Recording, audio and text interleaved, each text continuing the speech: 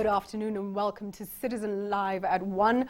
I'm Julie Gishuru and we start on matters of security. You'll be fascinated to know that the vetting of Joseph Ole NKAISSERY is ongoing at the County Hall in the precincts of Parliament, and we connect right now live with Kendagor Obadia, who is on location to give us all the latest. Kendagor, security has been a major concern across the country. What's your update from Parliament this morning?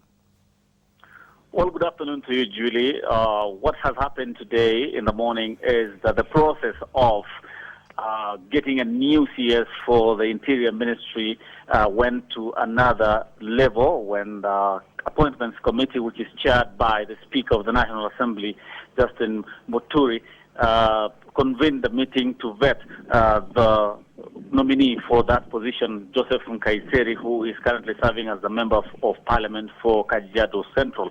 So NKAISSERY today appeared before the Appointments Committee. This is the committee that vets to look at your credentials. They were asking questions to do with his integrity, what kind of things he wants to bring into this service, knowing that the country currently is facing serious security challenges. And they were just trying to understand what General NKAISSERY will be bringing on board. And NKAISSERY on his side, first of all, dealt with the issue of corruption, because they're saying corruption is actually the major issue that is resulting to the runaway insecurity in the country. And NKAISSERY said the first job he will do is do vetting, not vetting actually, but rather an audit of the staff at the security docket, ranging from the police officers and other officials in the ministry, just to understand and see what has been happening, and if anybody is found guilty of any corrupt dealings, then that person will have to face the law. NKAISSERY was so categorical that he will deal with them in accordance with the law. Then the issue of dealing with funds that have been said to have been missing in the Ministry of Interior, he says he has no information to that effect. These are claims by the report of the Parliamentary Accounts Committee that the sum of about 2.8 billion shillings said to have disappeared in the last financial year, and NKAISSERY says the same law will apply if anybody is found guilty of any misappropriation of funds. Then the issue of competence, NKAISSERY says he has served in the military for quite a long time. He's been in the rank of a general in the army, and that he will bring that experience together with the experience of having served in other institutions that help to bring peace in the region. Then that knowledge is what he says he will bring into dealing with the kind of situation that we're facing in the country at the moment. And NKAISSERY was also, he was accused, of course, if you've read the report on TGRC report on people who are accused of having perpetrated historical injustices, that this was particular in relation to the issue of the 1984 operation in West Pokot. He is said to have rounded up about 10,000 livestock from the Pokot community during that operation, which is famously known as the Operation Nyundo, and that NKAISSERY is being accused of having rounded up animals, livestock from the Pokot community and sold them. And but he defended himself, saying that he was just a major at that time. He wasn't in charge of that operation. It's just that there was a time that the commander in charge took a short leave, and then he was left in charge. But the whole thing had been organized by the forces that were there. And he said the operation was successful. They managed to recover about 1,000 firearms, and that should not be taken against him, but rather be used as a plus to what he is going to do. Kendagor, he will work to stamp out insecurity in the country. Julie. Thank you for that outline of events, Kendagor. Very quickly, before we leave you, what then are the next steps once this process ends? Well, the committee will again sit on Tuesday morning to compile their report. That is their findings as to how the nominee has fared on in terms of his performance in this particular vetting. And then on Wednesday, the report will be brought to the floor of the House. The whole House will debate. This will be either to approve NKAISSERY as the Cabinet Secretary for Interior Ministry or reject. That will happen on Wednesday, Julie. Thank you so much for that. Kendagor Obadia there reporting for us on the vetting of Ole NKAISSERY happening right now at Parliament. Now, it has emerged that Kenya's proposed amendments to the Rome Statute can only be made after another meeting of the Assembly of State Parties in January next year. We're coming to that story in just a short while by Ann Kiguta, who's on location in New York. But first, let me move down to another story from NAROK, where 3 people died this morning in a car accident at Duka Moja area. That is along the Narok-Maimahio highway, leaving 2 others severely injured. The injured were rushed to Narok District Hospital. The accident resulted from a head-on collision between a pickup truck transporting meat from Narok and a private car that was heading to Narok. According to witnesses at the scene, the driver of the truck was speeding before it went out of control and rammed into the small car. The residents lamented that the area is accident-prone and called on traffic authorities to address the problem, especially during this festive season. Hapa sasa tuko na mwili ya watu watatu, wengine wawili wamepelekwa, na tunaona kwamba hii gari ya nyama hapa ni kama ya miraa. Sijui kama nyama itaosa kabla ifike mahali inapelekwa, inakimbia zaidi. Kwa hivyo hiyo ni shida hapa. Well, moving now to Uasin Gishu County, where a farmer is counting losses after 20 of his sheep were attacked and killed by wild animals on Tuesday night. Safi Godana has that story for us. Ziwa Village, Uasin Gishu County. Simon Ruto is an unhappy farmer. Wednesday night at around 3 in the morning is when Ruto lost his only source of income. Nikasikia nini? Mbuzi analia. Sasa nikasema hii nini, kwa nini hii mbuzi analia? Nikatoka. Nikashika rungu na panga. Nikakuja kupika hapo. Nikaona kitu kwa ndani ya nyumba. Kurudi ndani ya nyumba, makondoo yote yamelala chini. These sheep are the only source of livelihood that he and his family depend on, and it's not an easy affair to come to terms with the laws. Na hiyo ni tegemeo ya boma. Nikitaka kuweka watoto shule, mimi nauzanga hiyo. Hakuna vitu vingine mimi nauza. Hiyo ni tegemeo. Speaking to Citizen TV, residents lament that Kenya Wildlife Service officers are not being keen to make sure that locals are safe from wildlife, and they are now worried that the situation might get worse unless immediate action is taken. Wanaweza pata watoto, hata sio watoto peke yao, hata mtu mzima. Tunaweza kuwa hata na mtu ambaye pengine ametoka mahali amekunywa pombe akaanguka chini pale. Unaweza kuta ya kwamba mtu kama huyu angeweza kuliwa na hawa wanyama. Ruto is now demanding compensation from the government. Mimi naomba serikali asaidie sisi. Kwa nini hii nyang'ao akitoka hii watu ya KWS wananyamaza? Safi Godana, Citizen Live at 1. Moving now to Turkana, and despite the ID being an essential document to any Kenyan above the age of 18 years, over 10,000 residents of Kibish sub-county in Turkana County are said not to have IDs. Now, the most affected areas are Loka Marinyang, Napak, and Kamotho, Mayan, and Lokwam Osing. I hope I'm saying these correctly. These are within Turkana County. Bonareri Samaha brings us more. Kibish sub-county is the most remote sub-county in Turkana County, and it is situated in a Lemi triangle where majority of people are illiterate, hence do not see the importance of getting ID cards. Grace Eregai, a 56-year-old mother of 7, admits that she as well as her entire family do not possess ID cards. She's asking the government to come and issue them with ID cards. Mimi hakuna kitambulisho. Mtoto yangu amaka 40 hakuna kitambulisho. Ili amaka 30 hakuna kitambulisho. Hata mimi mwenyewe hakuna kitambulisho. Assistant Chief Philip Lobolia of Mayan sublocation, where more than 3/4 of the adult population lacks ID cards, accuses those in charge of registration of persons in Turkana North of contributing to the mess by mixing up the names and photos of ID holders, thus making the ID cards produced invalid. Hii kitambulisho ama hii registration wakati inafanyika, kinapelekwa huko na watu wa registration office, registrar. Wakipeleka huko haikuji yote, ikikuja inakuja vitambulisho 5 ambayo majina inasoma ya mwanamke na sura ni ya mwanamume.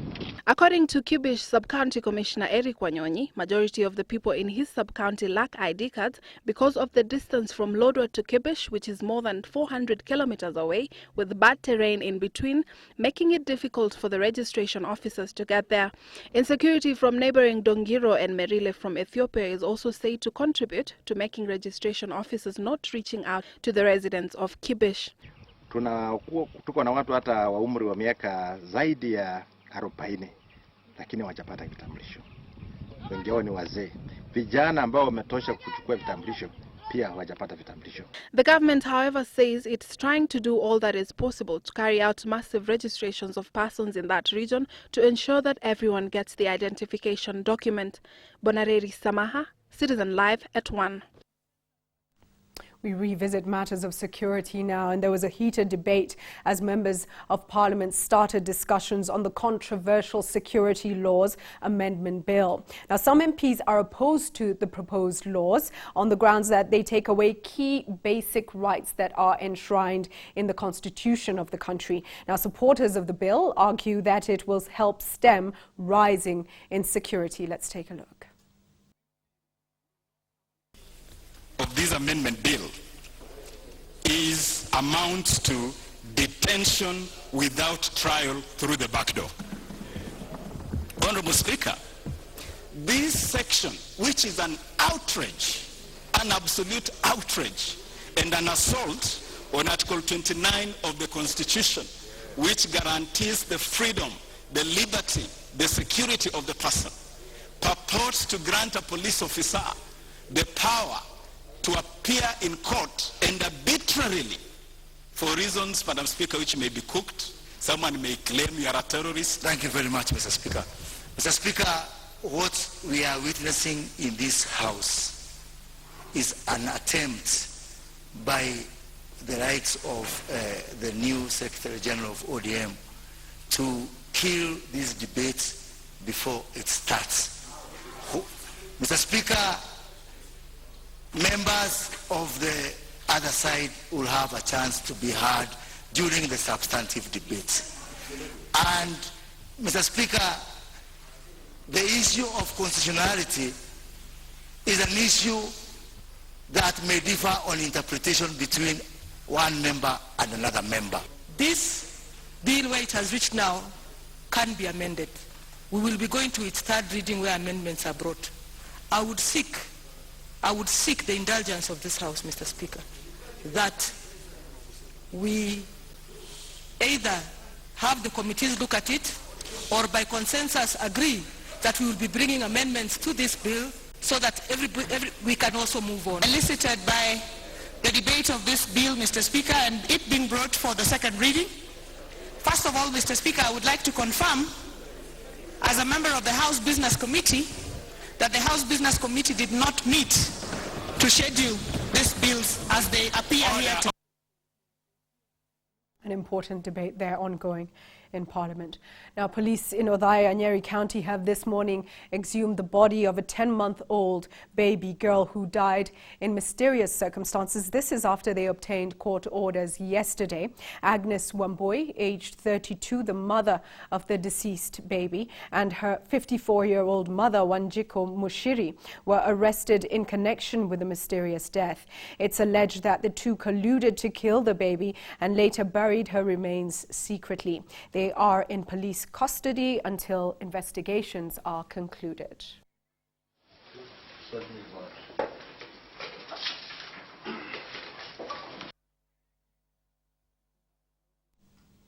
Hundreds of people from Gusii turned up to commemorate the 11th memorial service for the late former Kitutu Masaba MP George Anyona Mosetti. This happened yesterday at his home in Kitutu Masaba, Nyamira County, where speakers remembered the former legislator as a hero who fought for the right of Kenyans. George Anyona was the founder of the Kenya Social Congress Party and served as Kitutu Masaba Member of Parliament. Nyamira Senator Mongare Bokongo, who attended the memorial service, described the late Anyona as a hero who fought for Kenya's second liberation and an architect of multi-party democracy who died before seeing the fruits of his fight.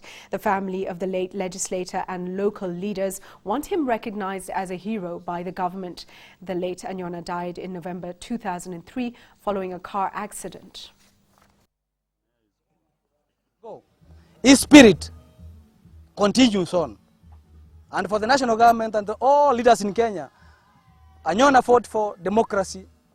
He fought for equity, transparency.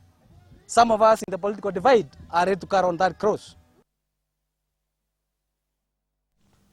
A court in Wajir has sentenced a 30-year-old bus conductor to 2 years in prison for causing chaos in a restaurant and being caught in possession of 100 grams of bangi.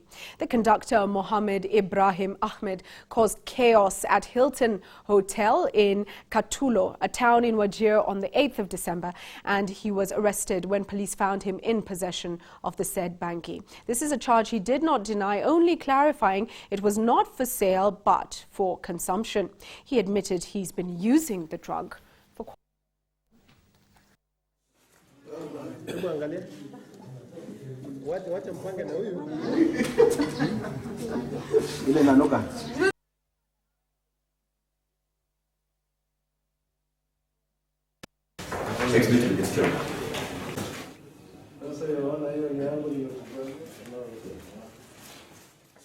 Let's focus now on matters of education, and the National Assembly Committee on Education has summoned Attorney General Professor Githu Muigai and National Treasury Cabinet Secretary Henry Rotich to appear before it after both failed to honour a meeting with the committee called to discuss the fate of 31,000 retired teachers whose salary increments and pensions of up to 42 billion shillings have never been paid for 17 years now. Members of Parliament were agitated as they threatened to reprimand the Attorney General, citing him for frustrating aging retirees. Sam Giturku tells us more. We had the Office of the Control of Budget. After waiting for 17 years to have their dues paid by the government, the retired teachers have continued to be at the mercy of government bureaucracy. Even after a court ruling early this year requiring the National Treasury to pay a total of 42.3 billion shillings to the former teachers, no action has been taken, calling for Parliament's intervention. As we are talking, one of the teachers is being buried today. As we are here, he is being buried today. How many must die before they enjoy their money? We cannot sit here and purport to be a committee of Parliament elected to represent the peoples of Kenya, and then we are being taken around and around every now and then. But the Attorney General is the king, is the kingpin here. He's the one delaying everybody. It's unfortunate that when everything seems so smooth, when money is available and agreement has been made, it's only one body that is taking us back. Today's meeting had been called to iron out outstanding issues among the control of budget, the Attorney General's office, the National Treasury, as well as teachers' employer TSC. I want to echo your sentiments on the necessity of the AG's advice on the last salary, because that is very key, and as you put it very correctly, Mr. Chairman, it is very vital. We need the AG to help us understand that last salary. Once that is unbundled, payment will be a very, very easy thing to actually undertake. In the absence of the two key officers, the National Treasury and the Attorney General, who are believed to hold the final signature for release of funds, the MPs resolved to reprimand the AG with summons. We are reprimanding the Attorney General, and in fact, if need be, it has to be discussed because he has taken this committee for right. The other resolution is that the Teacher Service Commission should prepare a list of all retired teachers and table it before this committee in preparation for payment. That the National Treasury also come before us with a clear payment schedule. But the lawyer for the 31,000 teachers, Dominic Kimata, is not convinced that the Attorney General is the stumbling block, saying the delays are frustrating the lives of the retired teachers and their families. I know both in writing and in presentation before this committee, the Attorney General has directed them to release the funds. Why they have not released the funds to date, I do not know, considering that the first budgetary allocation for this case was done by the president when by then he was the Minister for Finance. In 1997, teachers' union settled a salary increment package with the government, which was never honored in full by the government and would cause teachers who retired in course of the agreement up to the year 2005 to lose their benefits. Sam Kituku, Citizen at 1. Marsabit County has launched a special fund to be used in responding to emergencies within the county. The fund was created through the enactment of an Emergency Fund Bill 2014, which received assent from the county governor, Ukur Yatani. It will be used to resettle hundreds of families displaced during tribal clashes in Moyale and also mitigate the suffering occasioned by adverse weather conditions such as drought in the country. The fund has already received 240 million shillings, which includes 180 million shillings from the national government and 60 million shillings from the county government to resettle victims of the Moyale clashes. While presiding over the function, County Governor Ukur Yatani called on county residents to live harmoniously and avoid perennial conflicts. We have now the legal instrument to disburse this money to the affected communities, affected individuals, so that they can spend and rebuild their homes and also use for other attendant issues.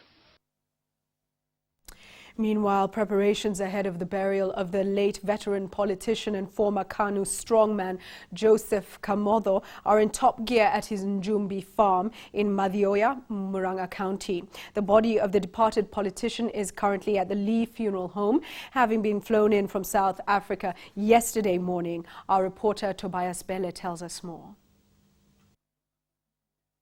The body of the veteran politician Joseph Kamotho touched down at the Jomo Kenyatta International Airport yesterday at 5:30 in the morning and was later moved to Lee Funeral Home. At Kamotho's Kitisuru home in Nairobi, several leaders came to condole with the family members as burial preparations continue. Governor, I'm also here to join my colleagues and friends here to condole the family of our friend, the departed J.J. Kamotho. We as a family of Murang'a County, we wish to condole together with the family of our departed brother, father in Ahilo, J.J. Kamotho. The body of Kamotho will lie at Lee Funeral Home till next week on Tuesday the 16th, when a requiem mass will be conducted at the Consolata Shrines in Westlands.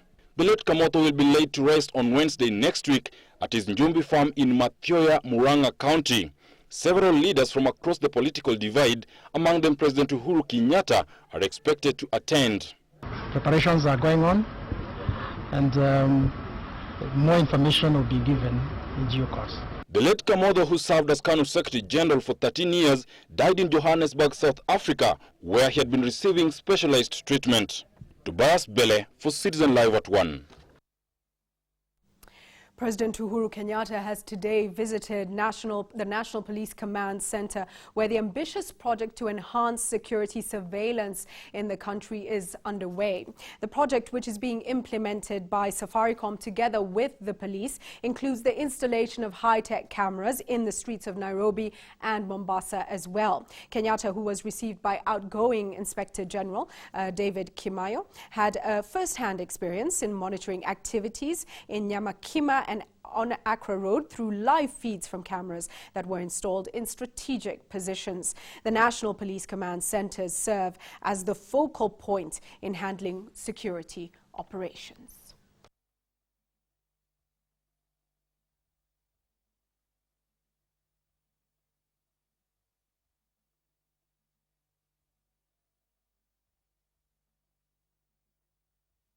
Based on its current location, I can zoom in.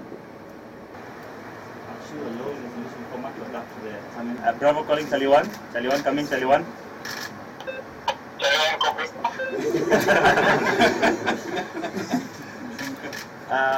Be on standby, one moment. Can you hear us? Can you hear us? Can you hear me? How are you doing?